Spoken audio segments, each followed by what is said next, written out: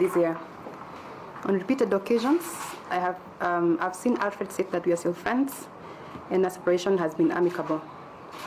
These are Mr. Mutua's usual theatrics and lies, as Alfred and I have not spoken since August 2021.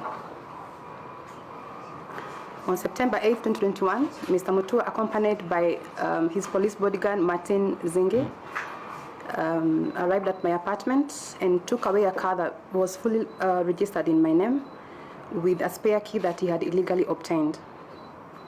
Mr. Mutua fraudulently transferred the ownership of the car in the logbook into his name and thereafter sold the vehicle to a third party.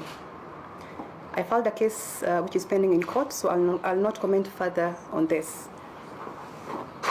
I wish to rather state that the purchaser should be on notice that I maintain ownership to the vehicle. I call for a criminal investigation into this serious criminal offense by Alfred Mutua. Along the same fraudulent conduct, Mr. Mutua recently and illegally transferred my shares in the Dash Enterprises, the hotel company, to his sister Anne Bandi Mutua. Again, a clear act of fraud. At no point did I execute a transfer of my shares or otherwise transfer my 1,800 shares, that is 45% shareholding in the company, to him, let alone his sister. My advocates have managed to trace the transaction documents from the company registry. Both documents have been lodged at the company registries together, effectively defrauding me of 90% of my shareholding in Dash Enterprises, a company I founded in 2014, indeed after my own high school nickname. I was called Rafting Dash in school, so you can ask everybody I went to school with. The two documents, which bear a stamp dated 12th and 13th August 2021, bear what resembles my signature, but not in original form. And clearly the signatures have been electronically superimposed. The transactions by Mr. Mutua are clear and obvious frauds, which he has committed in the false and mistaken belief that he's above the law and will not be held to account for his criminal acts against me. I reported this serious crime to Kilimani Police Station under OB number 48/15/09/2021. Mr. Mutua is reacting to our separation. Was indicated that I wanted to move on with my life, he thought otherwise. At a meeting at Windsor Golf and Country Club on September 22nd, in the company of our two mutual friends, and after two criminal incidents, I requested Alfred Mutua for mature and amicable separation and reminded him that after all, we were not married.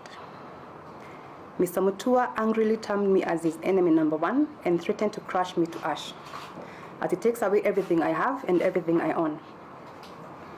Indeed, this has already started, as he has demanded through his lawyers that I refund any money he has ever given to me or made available for my use. He also threatened to harm people close to me, and he demanded I apologize and retract the two statements I've made on social media regarding our breakup, which I obviously declined. He stated that he had offers from people to kill persons close to me, and threatened that he will actually take up the offer to teach some people a lesson. He arrogantly said that he is a very important person in this country, very powerful, and he will and can get away with anything and everything he has planned to do to me and those close to me. He added that his social media machinery is ready and waiting to finish me. I put that in bold, finish me and my friends completely.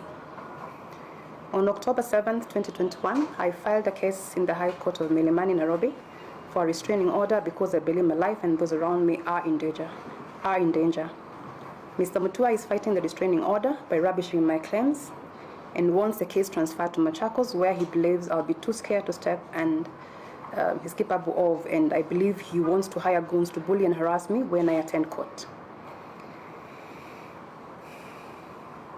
Mr. Mutua has also further falsely accused me of abusing drugs and that I am being used by His Excellency Governor Kibwana and His Excellency Kalonzo Musyoka to bring him down politically, which is complete nonsense, as I have never interacted with the two gentlemen at a personal level. I am publicly requesting Mr. Mutua to immediately return my property, cease threatening my life and of those around me, and stop his arrogance, abuse of power, manipulation, and bullying. He needs to get a life and he needs to move on. I therefore appeal to the Inspector General of Police and the Director of Public Prosecution to expedite the investigation and charge Alfred Mutua for the serious crimes he has so far committed, because I and my friends are scared and before anything else happens to us. Lastly, what I have described amounts to a form of GBV, that's gender-based violence, known as psychological and economic gender-based violence. Mr. Mutua is out to destroy me, both psychologically and economically, and must be stopped by the government. Any and every form of GBV must be shunned and the perpetrators punished heavily. I now understand firsthand how and why many women continue to suffer in silence, and especially if their partners or former partners are in positions of power and influence. I urge all women to speak up against any form of violence by partners who feel entitled and partners who simply